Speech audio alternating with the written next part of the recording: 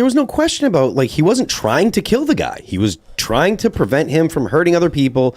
And it sucks that he died, but it's not like, and it's probably incompetence or whatever, fine, but he wasn't intentionally trying to kill the man. But he doesn't have the standard that law enforcement would have to execute a move like this, right? Not. Because he's a civilian bystander that has no specialized training in that. Now, he has combatives training. He was a Marine. He knows how to do a chokehold. But if you were going to do this thing properly, you'd probably do what's called a carotid restraint, a blood choke, right? You want to get the blood stopping, and you don't want to stop the breathing. So he could have done something. He did an air choke, it sounds like. But you could see his elbow probably was a little bit too, it needs to be centered on there. End of the day, it doesn't matter. In this video, the guy was still breathing. The guy was still breathing, still moving, and still trying to get up. And they put him in the recovery position. I teach emergency medicine. I used to teach it even at the FBI's academy. I've been a paramedic for over a decade. And so basic hands-on medicine, you can do it with almost nothing. And what he did there is textbook excellence for a bystander.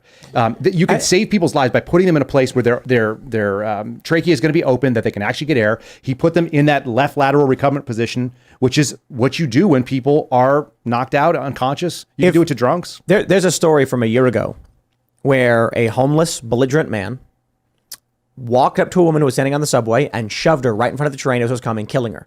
And there were 25 or so incidents last year of that happening. So imagine you're on the train and you keep hearing about violent homeless people murdering people. Or you've heard a couple times and you've heard about 25 people they tried to kill.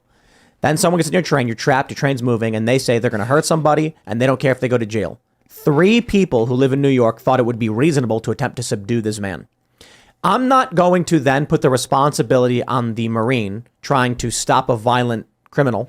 I mean, he was arrested 40 times. He kidnapped a kid before he punched him in the face. Yep, accurate. If he doesn't know how to do anything other than what he did, it's not his fault. I don't blame the victims of the crime for doing whatever they can to try and stop themselves from being victims. Well, exactly. I mean, so whenever a senseless act of violence occurs, the left has an inexhaustible list of excuses for the person who went out and blatantly committed an unjustifiable act of violence.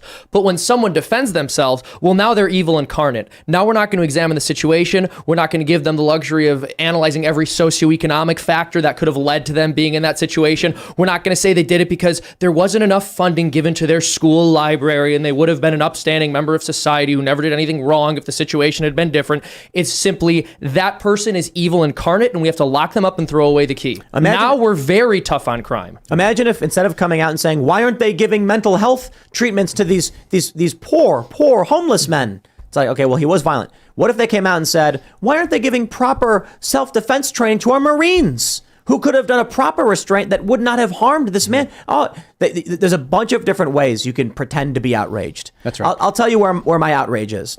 It is the city is lax on crime and allows these people to roam free. They are struggling to maintain their system at all.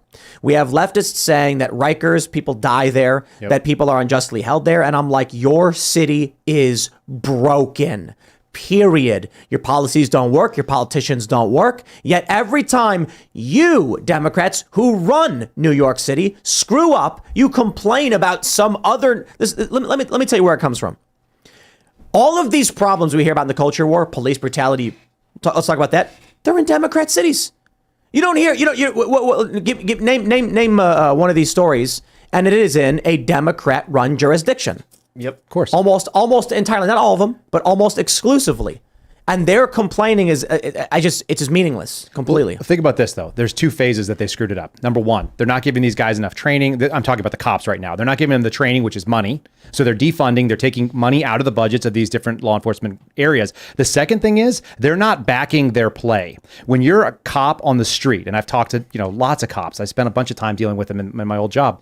They're out there and they know they are not being supported by the apparatus there. So if they have to use deadly force, if they have to use any justifiable force, they're probably going to be facing charges. And there's no joy, like they're not going to be qualified immunity. They're not going to be scoped. They're not going to have defense that's paid for by the local jurisdiction. It's going to come out of their pocket or it's going to come out of the union. They're going to get crushed. So they do the what do they call the Ferguson effect, the Freddie Gray effect. They scale back and they let this thing happen. And that's how you get a crazy man threatening to kill people on a subway when somebody saw him. I guarantee you he went by cops that day. This is what community policing looks like.